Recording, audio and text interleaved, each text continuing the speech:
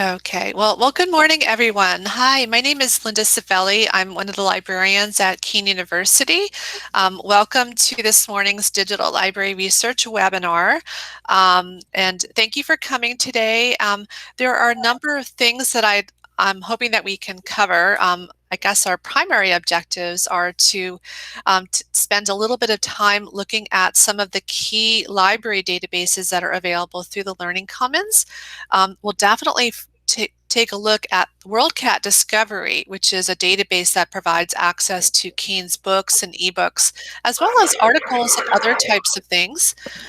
We'll also spend time looking at our databases A to Z page, where we can all access databases that are really relevant for specific subject areas. If we have time, we'll look at our periodicals A to Z and a way for you to make sure that you're connecting Google Scholar to Keene University if you happen to be using Google Scholar. And I'll also make sure that you have my contact information as well as information about how you can access help from librarians and other Learning Commons people as you're going along and doing your work. So what I'm going to do is navigate out to the university website. And at the moment, I know we have a small group. So if you do have questions, please feel free to, let me know verbally, or when I'm sharing my screen, it can be hard for me to see what's coming through in the chat window. So if I'm not answering your question right away, if you send it through chat, please do just verbally let me know. Also, what I'll do is I'll make sure that each one of you gets a certificate of attendance. One of my colleagues is helping me do that. So we want to make sure that if you do need to show a professor that you've attended today's session, you'll have proof of your attendance. So hopefully you're able to see my screen right now. I'm at the university's website, and I'm going to navigate to the Learning Commons website through the Quick Links menu that's up here in the top right corner. When you click on Quick Links and look about halfway down the menu, there's a link for Learning Commons. Up until last spring, the link was labeled Library, but it did switch to Learning Commons because the name of our facility changed actually about 2 years ago now. At that time, some of the important student support services moved into the same facility that had been used by the library. So at that time, writing services, tutoring services, and the public speaking lab moved in. We all share the same building, but we also work together collaboratively online as well. So when you visit the Learning Commons website, what you first see is this Welcome to LC Engagement Zone rectangle that pops up over the website, and to provide shortcuts to some of these important student support services. For instance, if you want to book an appointment with tutoring or the writing services, you can do so right from the book an appointment button. If you want to schedule an appointment with a librarian, there's a schedule appointment button under research support. And that's where you'll see me as well as my colleagues Craig and Chris are listed, and you can book appointments with us.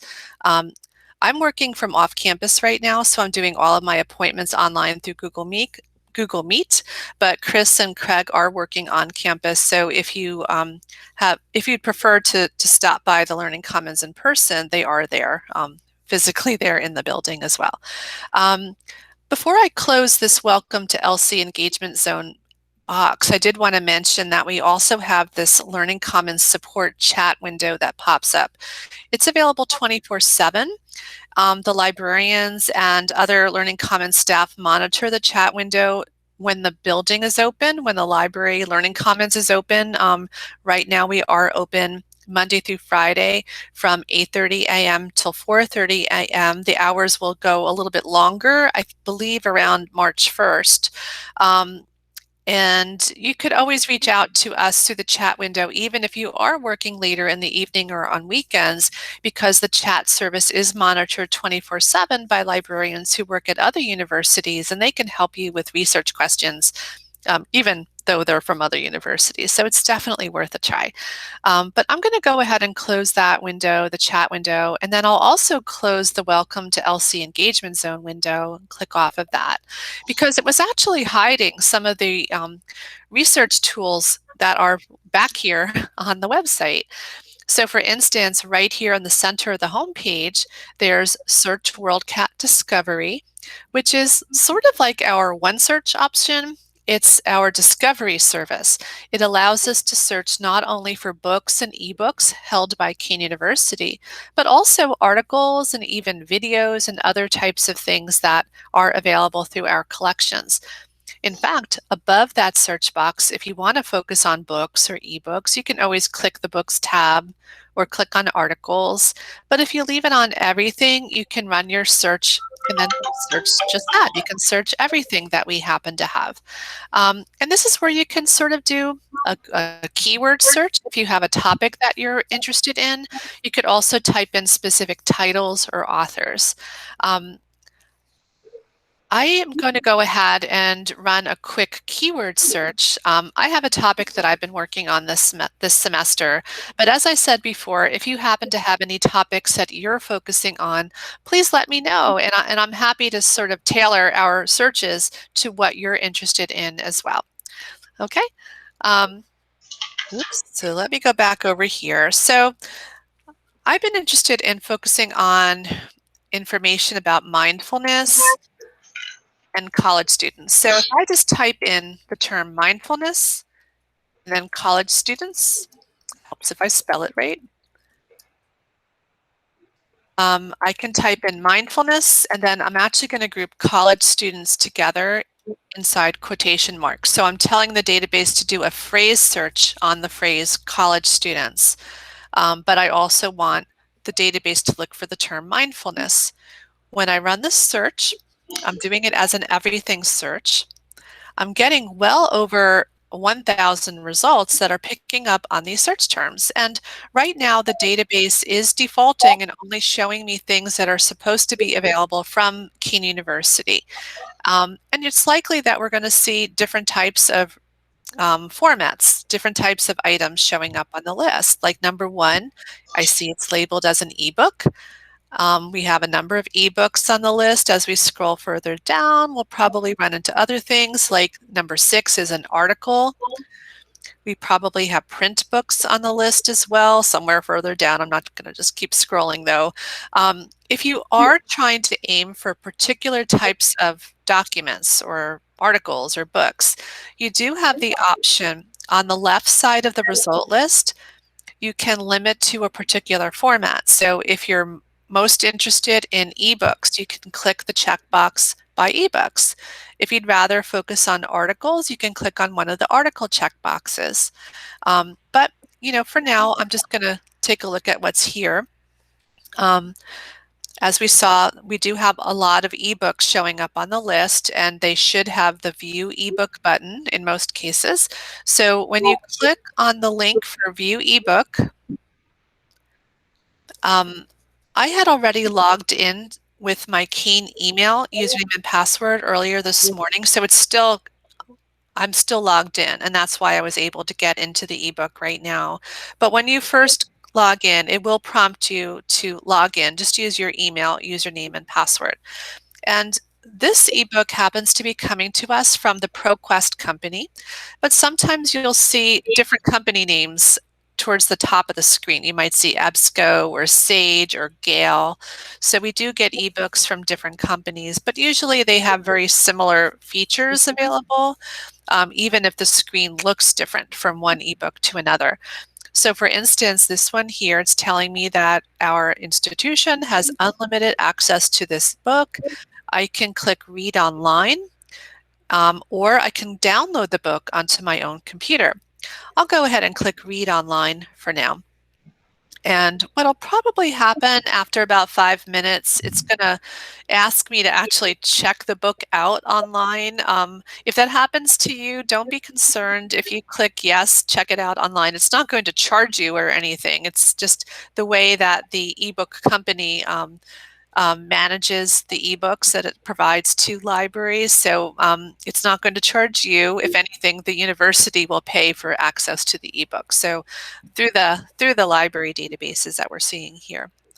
But here we do have an ebook, and I can just click page by page through the book. I also have a menu on the left with the table of contents, so I can jump around to different chapters. If I'm interested in particular keywords, I can type those keywords where it says search within book, and then I'll get a list of the pages that contain my keywords. So I can steer myself to the most relevant parts of the book.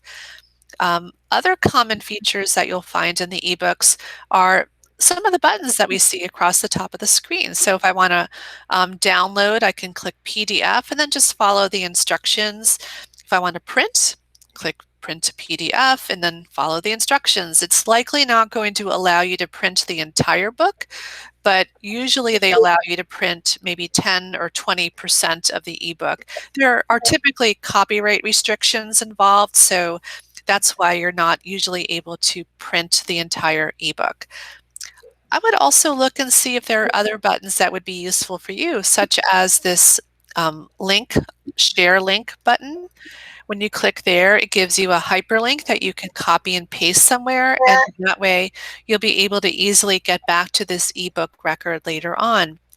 I would definitely use the official link or share link or permanent link buttons that pop up, because if you were to instead copy and paste the link that you see at the top of your browser, that link is not likely to work for you later on. It's probably going to time out. So instead, use the official link buttons that appear within the record. And then one other thing that I wanted to highlight is the citation help. Here we have the double quotation marks, and then it gives us the citation formatted in this case, MLA style, but I could always switch it over to APA or Chicago and then copy and paste it into a Google document or a Word document. Hopefully this will help you not only to keep track of your sources as you're going along, but it will also help you to start building your works cited page or your references page. But please make sure that you proofread this and make sure that it's styled correctly. This is a computer-generated citation, and it's not likely going to be perfectly formatted, but hopefully it's getting you on the right track, and then maybe you would just need to fix a couple of things and make sure it's absolutely correct before you turn it into your professor. Excuse me? Oh, yes. Yes, on that last screen, you had that EndNote citation. How do you use the EndNote? Oh, EndNote. Okay, so if you export citation to EndNote, you would actually need to have already created your own free EndNote account, which the university does have access to. Let me just, I don't, we won't have enough time to actually go through EndNote all the way. We're actually running separate workshops on EndNote, but just so you know, we do have EndNote listed. It's on the databases A to Z page, but also under the research menu on the website. About halfway down the screen, there's a link for EndNote Online Citation Help. So you would have to have already created an account within EndNote in order to use the export option from the database. I will say I'm glad that you asked about it, because it's a fantastic tool. If you create your own EndNote account and you have it ready to go, while you're running searches like this one here, and you come across books or ebooks or articles that you want to use as a source for a project, you'd be able to take advantage of the export button and then get the information about the source directly into your EndNote account. So usually you would just be clicking on it. Oh, this one's actually making me download it, and then follow a few steps. So as I said, we're doing actually a separate workshop on EndNote, because it does take about a half an hour to kind of get it up and running and take a look at all the features. But if you're interested in exploring EndNote before one of those workshops, back on the Learning Commons website, under the research menu in the top left corner, there's also a link for the EndNote Online User Guide, which does give you instructions for how to register if you're on campus, or how to register or how to set up your account if you're off campus. So if you're working from off campus, you would want to follow these steps here. Okay. But I would definitely recommend, my colleague Craig has been offering EndNote workshops and he goes through all of the steps. So you might want to look into attending one of those, and he'll go over the steps with you and other people. But it's a really fantastic resource. Thank you. Okay, sure. Thank you for asking. Um, Back on the previous screen where we originally had the result list for the ebooks and then other things, notice how each record on the WorldCat Discovery result list also has buttons in the bottom right corner of each item on the list. So again, there's a cite option where you can choose your favorite citation style, whether it's APA or MLA or something else. Again, it may not be perfectly formatted. Notice there's an export to EndNote option over here on the left as well. So you'd also be able to work with EndNote from WorldCat Discovery. There's a link option, so it gives you a nice clean little hyperlink that'll work later on. And then there's an email option. So you can also fill out the email form and send yourself the record that you're looking at this moment. So there are different things that you can do to keep track of your sources as you're going along.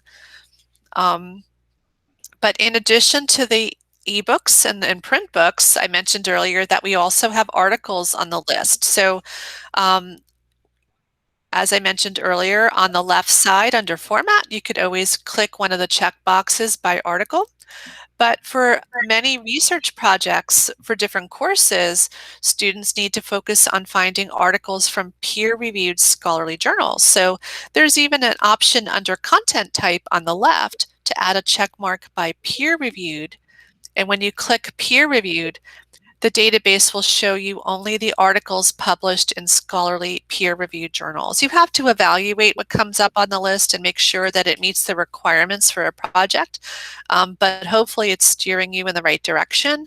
And notice how we are getting view full text links for these journal articles as well. So if you click on a view full text link, it should open up a new window and lead you over to the database that happens to provide full text access to that article. So this one took us over to Science Direct, and I can download the article.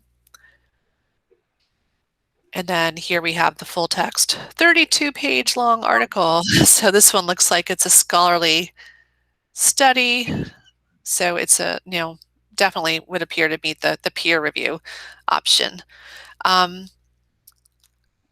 So back on the result list, once again, you would definitely take advantage of those cite, link, and email options. If you do happen to come across something that does not have a view full text link or a view ebook link, or it's not a book that's held by our library, but it says that it's held by other libraries worldwide. I don't have any examples on my screen right now. But if you happen to come across something that's held not by Kane, but by someone else, let's see if I have an example of that. It's always hard to find examples, things that we don't have when I need to find one. But if we can imagine that maybe there's something here that's not held by Kane, but you really want it, what you could do is click on the title. So I'll just pretend that number 11 isn't held by Kane. You would click on the title, and then on the next screen, rather than seeing the view full text button that we're seeing now, it would instead say request item through interlibrary loan. So if you ever see that as an option to you, I would recommend that you try it. We do have this interlibrary loan service that we participate in, where our students and faculty and Keen community members can request items that other libraries have that we don't have, and we'll try to get you a copy for free from that other library. If it's an article, we'll try to get you a PDF, and then we'll send it to you by email, so you'd be able to have the PDF version of the full text. So if you do have questions about anything that comes up when you're running your own searches, though, I would definitely recommend that you reach out through the chat service on the Learning Commons website, or reach out to one of the librarians, and we're always happy to help you troubleshoot or brainstorm. Sometimes the hardest thing is figuring out what are the keywords that work the best for your own topic. So we'll try our best to help you get to the information that you need for your projects. I'm wondering, do any of you have questions so far about anything that we're looking at or talking about? No, everything is right. Like we're sort of acclimated and used to the program, but now I think we have a better view on it and everything we can access. Thank you. Oh, you're welcome. And we also have another option I would definitely recommend to you, because if you happen to be aiming for journal articles for a particular course, um, one thing that I sometimes personally have trouble when I'm searching within WorldCat Discovery is that it can be difficult to find only articles published within a specific subject area. So for instance, if I'm taking a psychology course or sociology or business, if I'm typing in keywords in WorldCat Discovery, even if I limit to articles, it can be difficult to only get articles from psychology journals or business journals. Um, and if that's something that you want to do, I definitely recommend that you navigate over to the databases A to Z page. We have a link for databases A to Z right here below the Search WorldCat Discovery search box, so we can click that. But also, when you first go to the Learning Commons website, when you first see the Welcome to LC Engagement Zone section that pops up over the website, we do have a shortcut to A to Z databases right here in the Welcome to LC Engagement Zone area. So either way, if you click on A to Z databases, it takes you to the listing of all of the specific databases to which Keene University subscribes. So these are the databases that are that WorldCat Discovery is utilizing when it's pulling up full text. But this is where you can really focus in on a particular subject area or databases that provide access to different types of information. So notice how, of course, everything is listed alphabetically. We have over 230 databases right now. So the alphabetical menu is useful, especially if you have a favorite database that you use all the time. If you're not sure where to start, you might try clicking on where it says all database types right above the alphabetical menu. And that's where you see different types of information. So if you need like biographical information or career information, company industry, and so on. So types of information are listed here. Even pro-con information is listed here, as well as statistics. So if you click on the type of information, then you'll get links to the databases that provide access to that type of information. Statista, for instance, under statistics is one of my favorite databases right now. It's a great way to get statistics or infographics, like visual representations of statistics. It's a really cool database to try.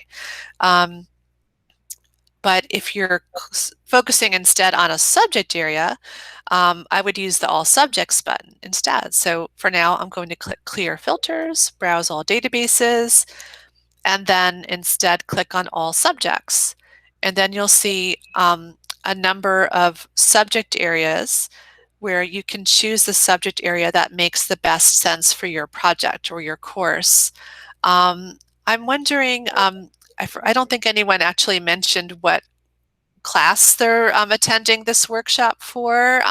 Are you focusing on particular subject areas today? Well, we're in this psychology course, Okay. and it's a 2000 level course, and we have to look up articles a lot. So really what you've provided us, with that article search is definitely going to be really helpful. Okay, yeah, I'm glad you mentioned this because we have some excellent psychology databases. So all three of you are in the same course right now? No, I'm communications. Communications. Okay. Thank you.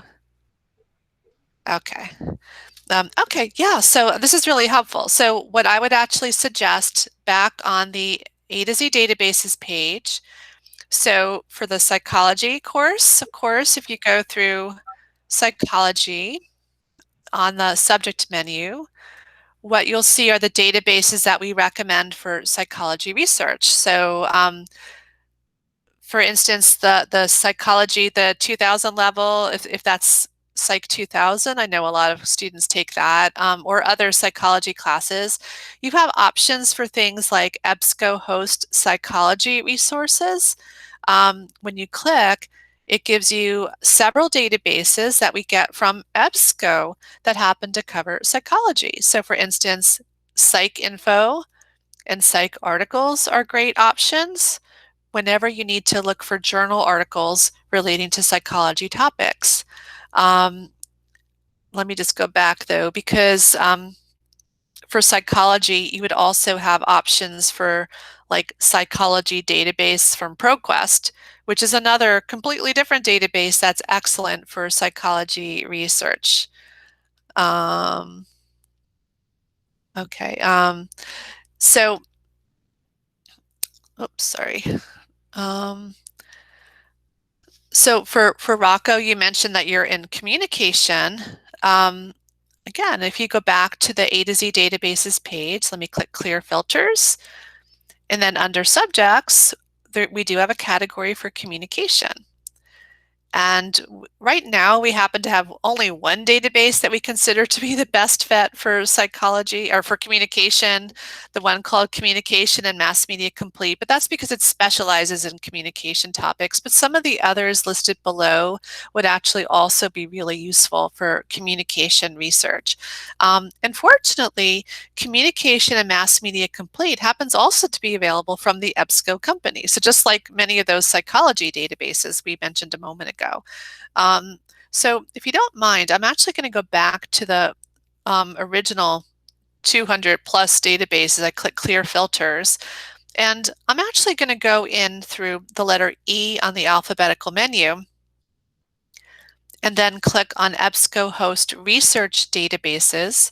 So on the menu under E, EBSCOhost Research Databases, and then I'm going to click the link for EBSCOhost Web, which shows up in the middle of the screen.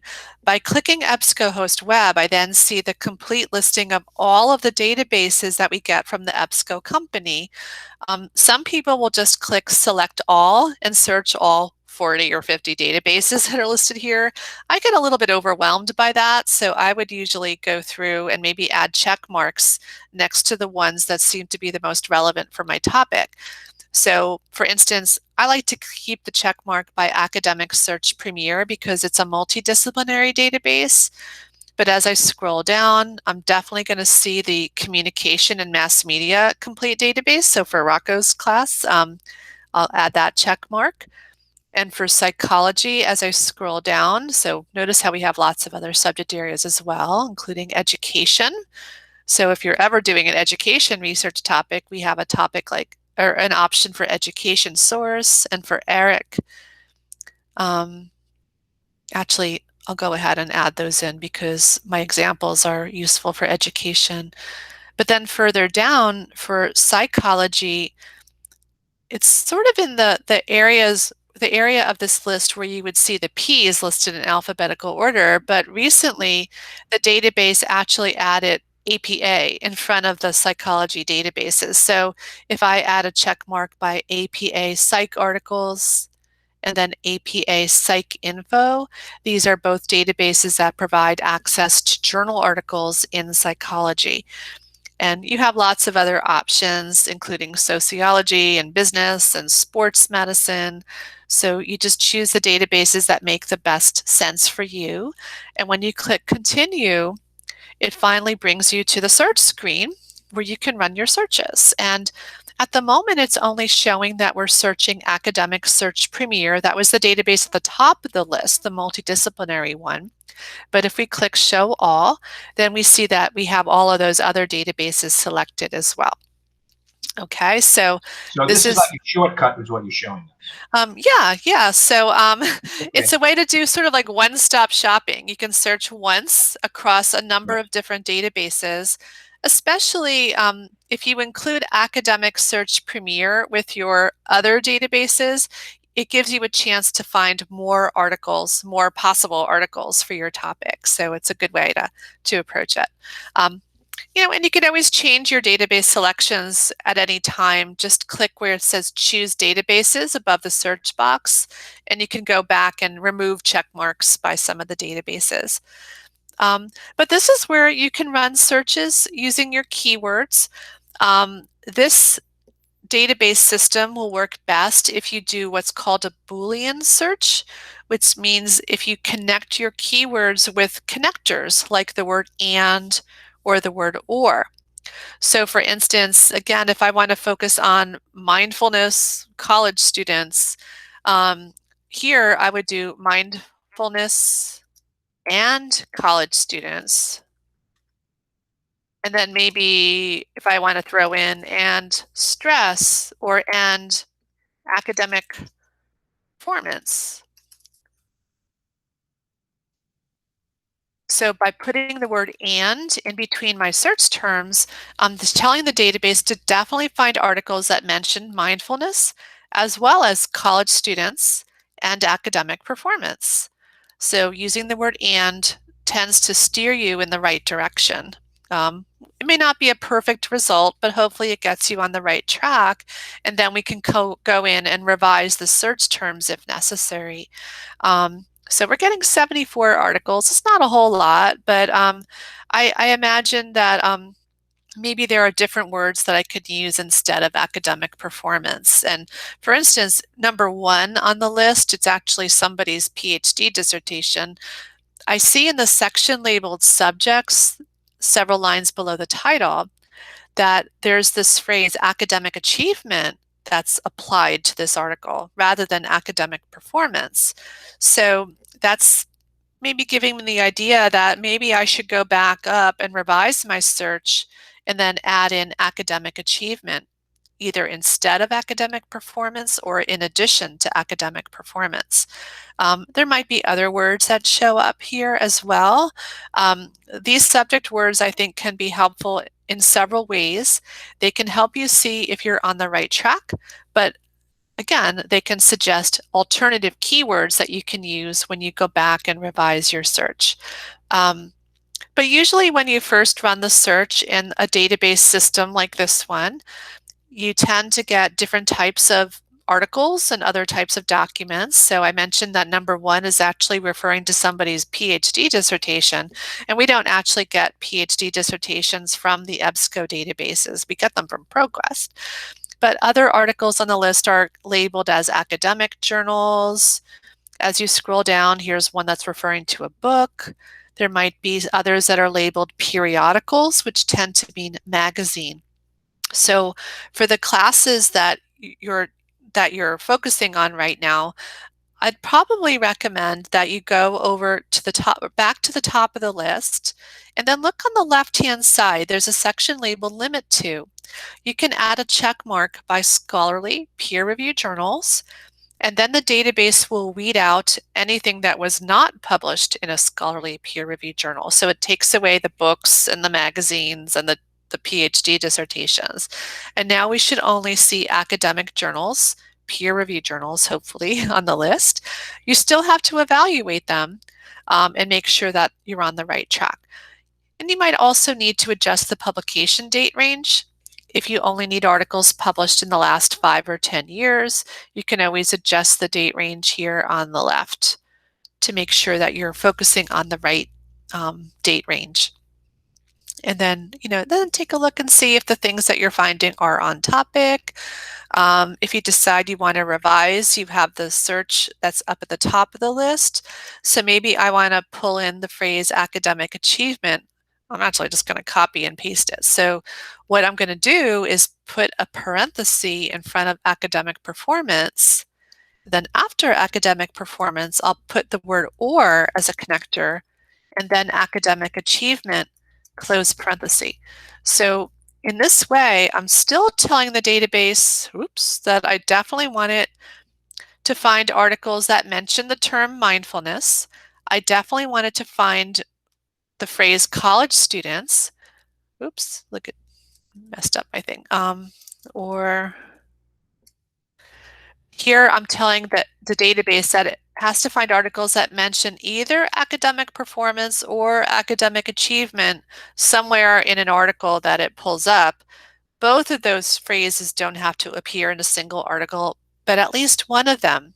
And this is a way to maybe give yourself a chance to find more articles. Originally, we had 58, but when we run the search now, it goes up to 69. So it's a little bit more articles to consider. Maybe even add in grade point average or academic success, and then I have the others.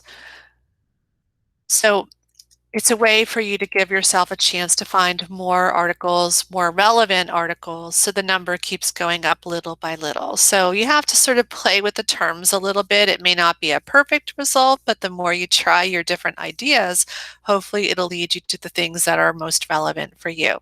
And hopefully the articles that look interesting will have full text links, such as some of the PDF full text links that we're seeing here. PDF full text is pretty straightforward. When you click on the link, you have the image of the original article as it was published in the print journal. So here we have a nice 14-page long article, and it says here in the abstract it is a study. And if you have to evaluate and make sure that you're finding peer-reviewed journal articles describing research done by the authors, you definitely want to look and see if there's a method section. That's the telltale sign that you're finding an article describing a research project done by the authors. So when you find the full text article, the full text, hopefully there are buttons along the right that allow you to click email and send the article to yourself. Within the EBSCO databases, when you click on email, before you send the message to yourself, look for the citation format drop-down menu, because you can choose your favorite citation style. And then when you click send, the database will send you not only the attachment to the PDF, but it'll format it in whichever citation style that you've selected. So that's another way to keep track of your sources and to start building your references page or your works cited page. But there's actually another option on the right. There's a cite button. It looks like a little piece of paper with the yellow. And again, if you click cite and it gives you a sneak peek at the citation style, this is actually what the database will be emailing you when it sends you the help with the citation style. And I can see right away that I'm going to need to clean this up before turning it into a professor. For some reason, it has the author names all in capitalized letters, so that's not right. Also, it looks like there's a bit of a problem with the capitalization in the article title, because in APA style, it should only be the first letter of the first word capitalized, everything else lowercase, unless it's a proper name or the first word in a subtitle. So I would need to clean that up a little bit. But earlier, Rocco, you had asked about the export to EndNote option that we had seen in the other database. Well, the EBSCO databases have that as well. There's a button on the right. It looks like a little piece of paper with a green arrow. It's the export button. And if you happen to have your own EndNote account, you could always click Direct Export to EndNote Web, click Save, and that's a way for the database to automatically send the article information into your EndNote account. So definitely there are different options that you can take advantage of that will help you in your research, and to save time, help you to keep things organized, and help you to build your bibliographies, which is so important. I'm wondering, do any of you have any questions about anything that we're looking at right now? There are a few other options that I did want to mention as we go along. Nope. Okay, so far so good. Okay, sure. So just a few more things that I wanted to mention. Let me go back over here. Okay, so occasionally you'll see different types of full text links showing up on your list. So you might see linked full text. Basically, when you click on linked full text, it takes you to the full text article, likely through a different database. So here it took us over to Science Direct. There's the download PDF, but there's actually no handy email option showing up within Science Direct. So if you want to email that article to yourself, I'd probably click on the article title instead. And then along the right, you have the options for email, for cite, for export, and so on. So sometimes you do see different types of full text options, and you might just see how you can get it to work. Number one on the list actually has the full text up here, just 3 lines below the title. It says full text from Eric rather than down below all of that article information. There's another type of full text link that sometimes pops up. Let me see if I can find one. Yeah, number 12, there's this full text finder option that pops up. And usually that means that we don't actually have access to the full text for this article from the database that we're using at the moment. But the system is recognizing that one of the library's other 200 or so databases is supposed to have the full text. So if you click Full Text Finder, yet another window pops open.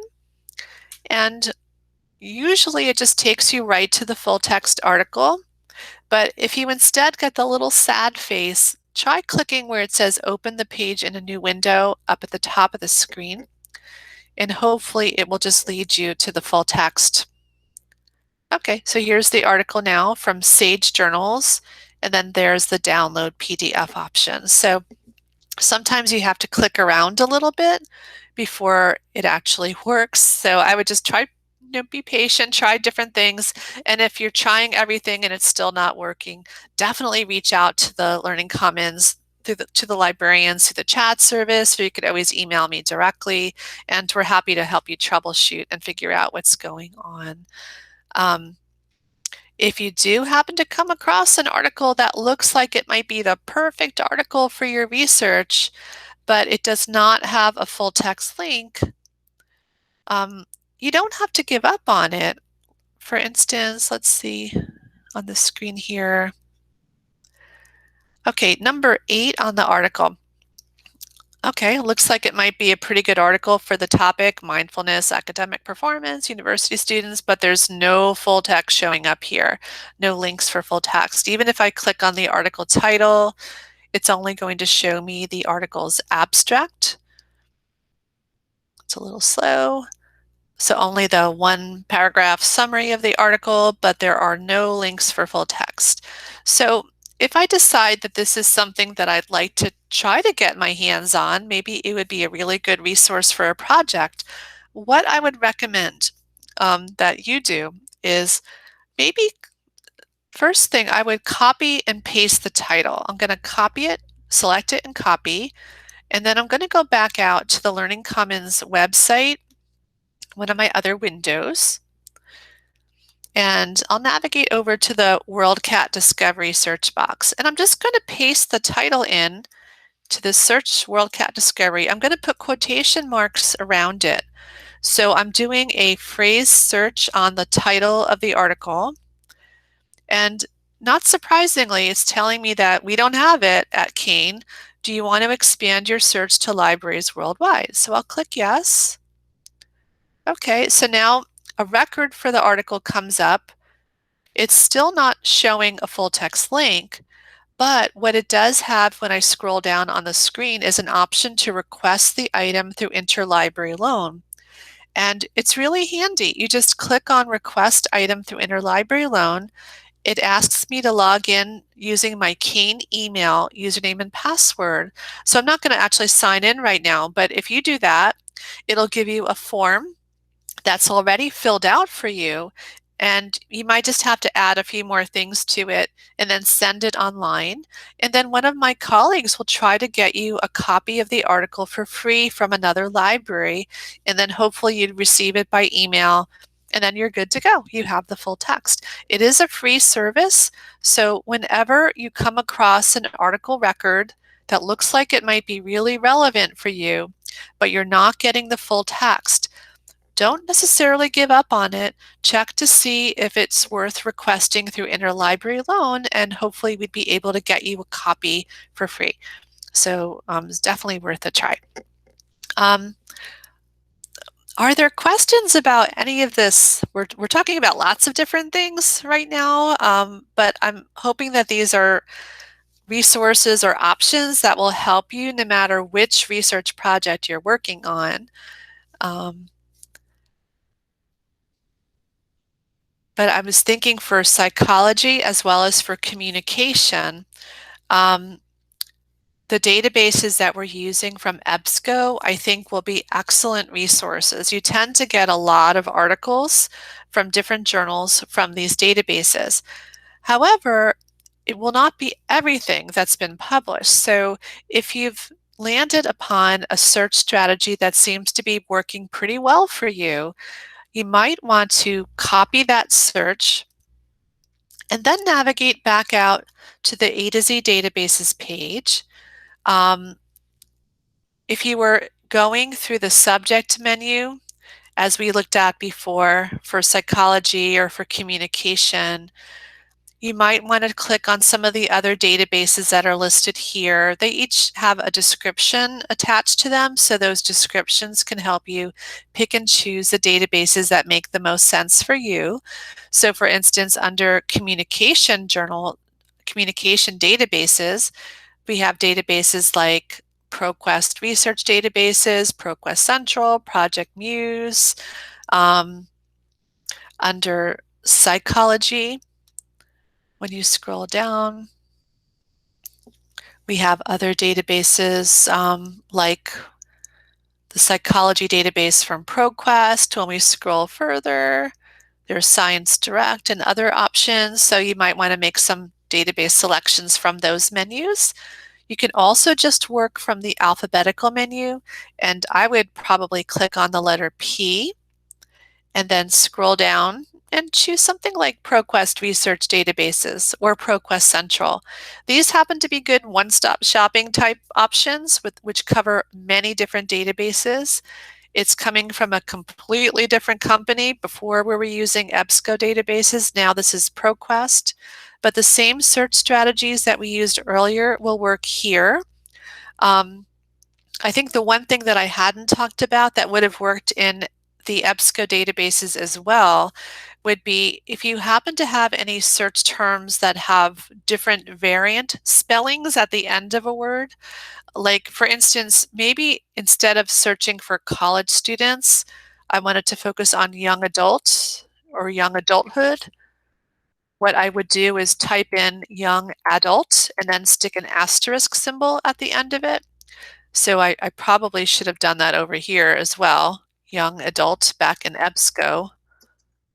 So whenever you have a word like adult singular, adults plural, or adulthood, if you just type the beginning of the word, stick an asterisk at the end of it, and then the database will automatically find article records that mention the different variant spellings of that word. So that would have worked in the EBSCO databases, but it should work here in ProQuest as well.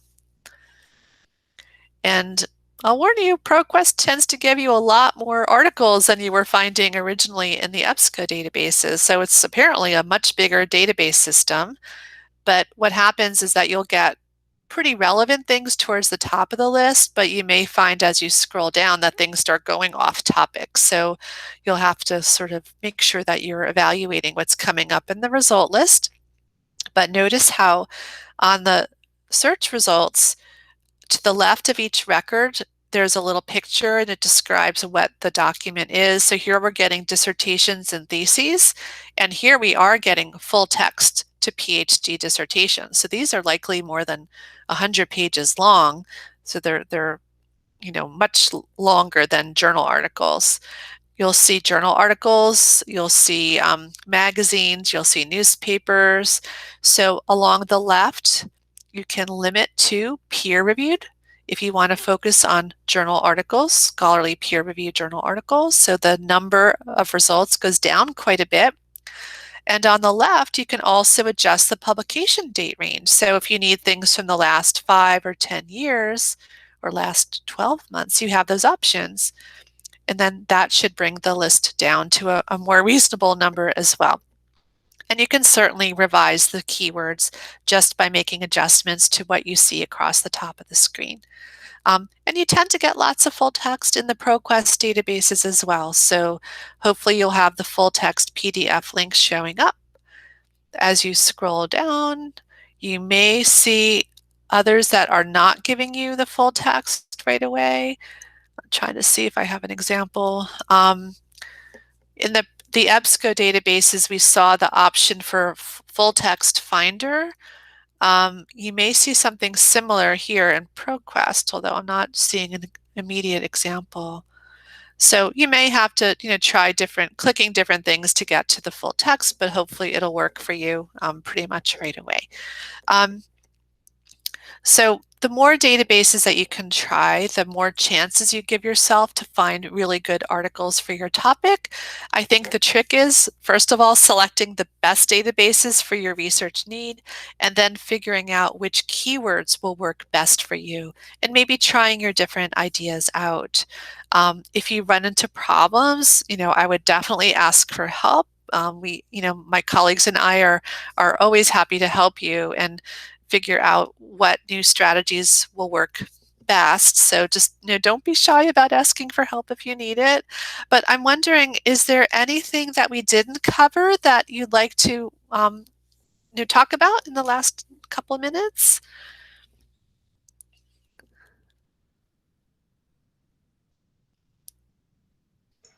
Thank you. You really gave us a nice overview of how to use the database. Oh, my pleasure. No, thank you for your questions. And I guess I do have one last question for you. Do any of you use Google Scholar at all for whenever you're doing research?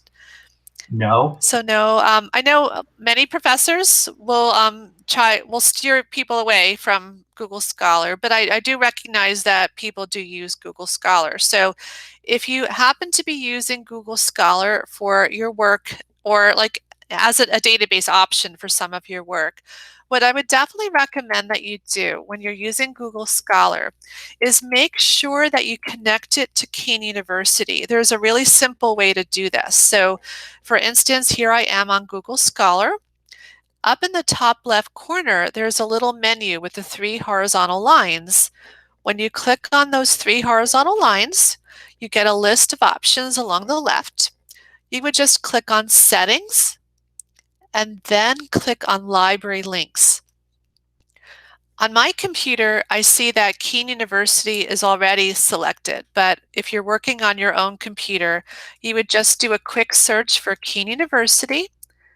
When it shows up, add the check mark next to Kean University, full text at Kean University, and save it. And now, if you run searches within Google Scholar, what'll happen along the right side of the screen, on occasion, you will see the full text at Kean University link showing up. And that means that for the article coming up on the list, we're supposed to have that full text article through one of our library databases. So if you click full text at Kean University, it will prompt you to log in with your Kean email, username, and password. Again, I'm getting the sad face, but let me try open page in new window up top. So it actually connected me to Kean University's database where the full text is available. So I think by connecting yourself, if you're using Google Scholar, make sure that you set Kean University as your library link. Be aware that Google Scholar doesn't give you everything, or it may give you older things that are maybe not relevant or maybe not what are requirements for a project. It can be difficult to steer yourself to articles from journals in particular subject areas. And you also don't get some of the search options that are available through the library databases. So I agree with the professors in that your best bet is to work from the Learning Commons website and use the databases that are available to you, whether you're working with WorldCat Discovery or what's available from databases A to Z. I think these are your best bets for getting the most relevant articles for your courses. And lots of full text. And as I mentioned earlier, if you do have questions, you could always reach out to me or my colleagues, either through the chat service, or let me go ahead and pull up my screen where I have my contact information. So you're welcome to reach out to me directly by my email address, lcifelli@keene.edu. But I've also put the other email address here, library@keene.edu, which is an email account that I monitor along with my librarian colleagues, Craig and Chrysler. So we're always happy to help you. So if you reach out to us in any of these ways, we'll try our best to help out and make sure that you're getting what you need. But as I mentioned earlier, I will make sure that each of you gets a certificate of attendance for attending today's workshop. So I have all of your names checked off here. And are there any questions before we close out today's session? So no. Thank you so much. Oh, you're very welcome. So I'll just pull up my contact information here again. Thank you. Well, thank you so much for attending today. I hope that you have a great weekend and stay safe. And I'll go ahead, stop sharing. And well, that's it for today then. Sorry, I always try to close out the recording, but then I'm still sharing. So if you have any questions, please do reach out to me again. But for now, have a great weekend and thanks for attending. Have a great weekend. Thank you. Thank you too. Bye-bye now. Bye. Bye. If